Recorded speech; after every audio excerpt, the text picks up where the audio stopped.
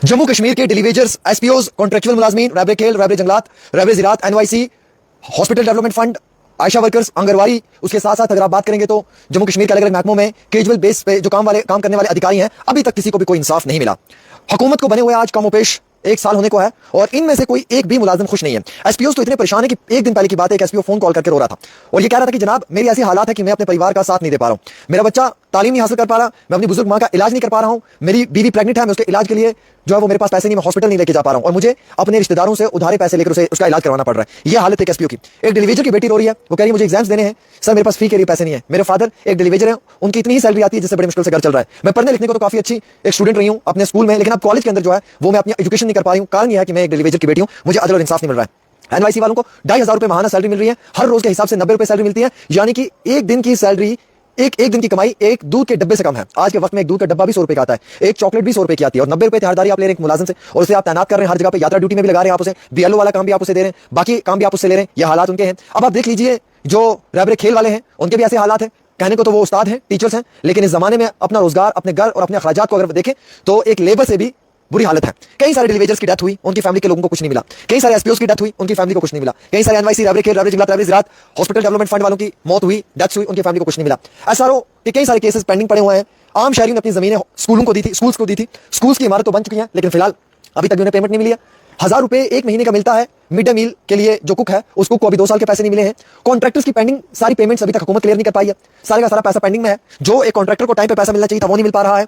हालात ऐसे हैं कि इस समय में एक आम इंसान का जीना बहुत मुश्किल है, एक आम इंसान का जीना इंतहाई बहुत मुश्किल की घड़ी में है और एक आम इंसान बड़ी मुश्किल से अपनी जिंदगी में सर्वाइव कर रहा है। अच्छा, हालात यहां तक पहुंच चुके हैं कि एक आम इंसान के परिवार में अगर कोई दूसरा कमाने वाला ना हो ना तो यकीन माने उसके घर के रसोई को ताला लग जाएगा, क्योंकि उसके घर की रसोई में अनाज ही नहीं होगा खाने का। ये हालात हैं आज के समय में जम्मू कश्मीर के आम इंसान के। और वो आम इंसान किसके आगे अपनी रिक्वेस्ट करे, किसके आगे अपनी गुजारिश करे, किसके आगे अपनी गुहार या फरियाद करे, किसी के आगे नहीं कर सकता। मेरे अजीज दोस्तों, एक इंसान सिर्फ खून के आंसू ही रो सकता है और वो खून के आंसू इसलिए रो रहा है क्योंकि उसे मालूम है कि उसे अदल और इंसाफ नहीं मिल रहा है, जो अदल और इंसाफ मिलना चाहिए था। आज आप देख लें कि खामोशी अख्तियार करके एक मुलाजिम घर पर बैठा है।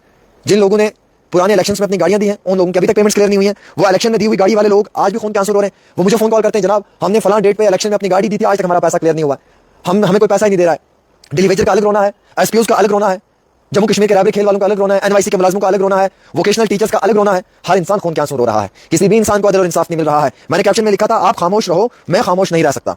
यानी कि आप लोग भूल जाते हो अपने मुद्दे, लेकिन मैं आपके मुद्दे नहीं भूलता हूं। एसपीओस और डेलीवेजर्स भूल जाते हैं कि उन्हें परमानेंट होना है या रेगुलराइज होना है, लेकिन मुझे याद रहता है। मैं हर महीने की 10 तारीख को आकर एक बारी दरवाजा नॉक करता हूं, उमर अब्दुल्ला का दरवाजा हुकूमत का खटखटाता हूं, नॉक करके चला जाता हूं। भले ही मुझे जवाब नहीं मिलता है हुकूमत से, लेकिन मैं रोजमर्रा के मुताबिक अपनी जिंदगी के मामूल के मुताबिक दरवाजे पे आता हूं, दरवाजा नॉक करता हूं इस सरकार का और वहां से आवाज देता हूं, उमर अब्दुल्ला जी आप सुन रहे हैं, ये मुलाजिम परेशान है, इनके लिए अदल और इंसाफ करें। ये क्या करूं कि दहलीज पे वहां से निकल जाता हूं वापस, और ये मैं तब तक करते रहूंगा जब तक कि इन लोगों को इंसाफ ना मिले, क्योंकि मैंने अपने उस्ताद से ये सीखा था कि आप किसी भी चीज के पीछे अगर जान मान तन से लग जाएंगे ना, वो चीज आपको जरूर मिलेगी। और जब मैं किसी इंसाफ के लिए लड़ना शुरू कर देता हूं तो वो इंसाफ जरूर मिलता है। जब मुलाजिम गलत करता है तो मैं मुलाजिम की जानबूझकर, ये सच कहूंगा कि जब मुलाजिम गलत करता है तो मैं मुलाजिम को मुकम्मल तौर के ऊपर उसकी वो गलतियां ढूंढकर बड़ी टांग खींचता हूं, इसमें कोई शक नहीं है। लेकिन जब मुलाजिम के ऊपर जुल्म होता है तो मैं जुल्म भी बर्दाश्त नहीं कर सकता हूं, ये भी सच है। डेलीवेजर पे जुल्म होता है, मैं बर्दाश्त नहीं करूंगा। एसपीओ, कांस्टेबल, सब इंस्पेक्टर के बराबर काम करते हैं, उन पे जुल्म हो रहा है, मैं बर्दाश्त नहीं करूंगा।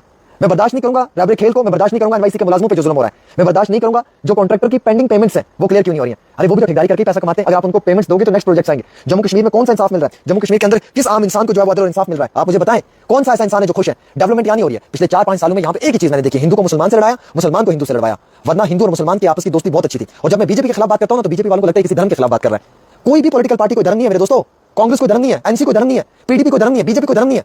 जब बीजेपी के खिलाफ बात करता हूं तो आपको लगता है कि बीजेपी को धर्म है, इसके खिलाफ बात कर रहा है। कोई रिलीजन नहीं है, कोई मजहब नहीं है, मैं सिर्फ एक पॉलिटिकल पार्टी के खिलाफ बात करता हूं। पिछले 4-5 सालों में ड्रग्स कहां से कहां पहुंच गया, कितना ज्यादा चिट्टा, कितना ज्यादा ड्रग्स जम्मू कश्मीर में आम आवाम के बीच में। आज स्कूल के कॉलेज के स्टूडेंट्स, लड़कियां हो या लड़के हो, ड्रग कर रहे हैं, नौकरियां नहीं मिल रही हैं, चोर बन रहे हैं, गली गली कोने कोने में चोरों के गलों में जूते का हाथ डालकर घुमा रहे हैं। क्यों? ये ड्रग्स की वजह से। सबसे बड़े चोर वो हैं जिन्होंने स्टेट को लूटा, जिन्होंने जम्मू कश्मीर की सियासत को लूटा, यहाँ के रिसोर्सेज को लूटा, यहाँ की रेत को लूटा, यहाँ के मिनरल्स को लूटा, यहाँ के जंगलात को लूटा, यहाँ की जमीनों को लूटा। सबसे बड़े चोर तो वो हैं। ये जो आप पकड़ कर जिनके गलों में आप जूते डालकर घुमाते हो ना, ये छोटे चोर हैं, ये तो गली के चोर हैं। बड़े चोर वो हैं जिन्होंने जम्मू कश्मीर की स्टेट को लूटा है। आज अगर चोरियां हो रही है, डाके डाल रहे हैं इसलिए क्योंकि बेरोजगारी है। एक वो वक्त होता था कि जब नौकरियां आती थी। पिछले 8-10 सालों से जनरल लाइन टीचर की पोस्टें हमने देखी नहीं है। महकमा एजुकेशन के अंदर तालीमी निजाम में धर्म भरम है। अब स्कीना मैम के आने के बाद थोड़ा सा ये ठीक हो रहा है। एजुकेशन महकमे के अंदर रिक्रूटमेंट प्रोसेस को अब शुरू करेंगे। हॉस्पिटल्स के अंदर डॉक्टर्स की तानाशाही है। आज भी डॉक्टर्स ने कई पेशेंट्स को मार के रखा हुआ है। कौन जिम्मेवार है इसके लिए? ये हमारी स्टेट है, हमें इसके लिए लड़ना होगा, हमें अदल और इंसाफ के लिए लड़ना होगा। अगर मैं एनसी के खिलाफ बात करता हूं तो ये मत समझे कि मैं उमर अब्दुल्ला के खिलाफ बात कर रहा हूं, मैं इंसाफ के हक में बात कर रहा हूं। और अगर मैं बीजेपी के खिलाफ बात करता हूं तो ये मत सोचेंगे मैं मोदी जी के खिलाफ बात करता हूं। मोदी जी खुद बहुत अच्छे इंसान है, लेकिन उनके आगे पॉलिटिकल पार्टी में कुछ लीडर ऐसे हैं ना जो यहाँ के लोगों को अदल और इंसाफ नहीं दे रहे हैं। वो तो खुद बेहतरीन इंसान है, लेकिन उनके आगे कुछ ऐसे लोग हैं जो इंसाफ नहीं दे रहे। ऐसे कांग्रेस के राहुल गांधी जी अच्छे इंसान है, लेकिन उनके आगे कुछ लोग ऐसे हैं कांग्रेस में जिसकी वजह से कांग्रेस की ये हालत है। और ऐसे एनसी में डॉक्टर साहब अच्छे होंगे, लेकिन उनके आगे कुछ ऐसे चमचे होंगे जो सही फैसले लेने नहीं देते उनको। ये हकीकत है। आप मेरी बात से नाराज या खफा मत हो, मैं फैक्ट्स के ऊपर बात करता हूं। मैं बात सच्चाई और सदाकत पे करता हूं। ना मुझे एनसी से लेना है, ना मुझे कांग्रेस से, ना पीडीपी से, ना बीजेपी से। मेरा रिस्क मेरा रब देने वाला। मैं आज हूं, कल नहीं हूं। मैं छोड़ के चला जाऊंगा प्रेस मीडिया, क्या फिर मेरा घर नहीं चलेगा? क्या मेरे घर में रोजगार नहीं होगा? क्या मैं कल को 2 टाइम की रोजी रोटी नहीं खाऊंगा? क्या मैं कपड़े नहीं पहनूंगा? मैं तब भी ऐसे ही अच्छे कपड़े पहनूंगा जैसे आज पहन रहा हूं, क्योंकि मैं रब की जात पे यकीन करता हूं कि मेरा रिस्क वो दे रहा है। लेकिन बात सच्ची बोलनी चाहिए। बात सच्ची हो, बट कड़वी होने से कोई फर्क नहीं। रजौरी पुंछ को रिप्रेजेंटेशन दी, कैबिनेट मिनिस्टर्स दिया। क्या किया रजौरी पुंछ के लिए? कौन से 9 महीने में रजौरी पुंछ को कुछ दे दिया? मुझे बताएं। एक चीज मुझे बता दें कि रजौरी पुंछ को 9 महीने में जनाब बहुत बड़ी चीज दे दिया, मैं मानूंगा। बाबा गुलाम शहबाज यूनिवर्सिटी को ही ठीक कर देते जनाब। रजौरी पुंछ को तो रिप्रेजेंटेशन भी मिल गया, वहां के कैबिनेट मिनिस्टर्स भी है। एक नहीं है, एक डिप्टी सीएम है, दूसरा कैबिनेट मिनिस्टर है। कम से कम जो बाबा गुलाम शहबाज यूनिवर्सिटी है उसका ये हाल ठीक करें, ताकि रजौरी पुंछ के बच्चे वहां पे पढ़ें। वहां के बच्चे वहां पे नहीं पढ़ रहे हैं इस समय। वहां के बच्चे जो पढ़ने के लिए चंडीगढ़ और बाहर की यूनिवर्सिटीज में जा रहे हैं। उन्हें मालूम है कि इस यूनिवर्सिटी के अंदर जो तालीमी निजाम है वो धर्म भरम है, और यहाँ का तालीमी निजाम को खत्म करके रखा हुआ लॉबिज्म सिस्टम ने।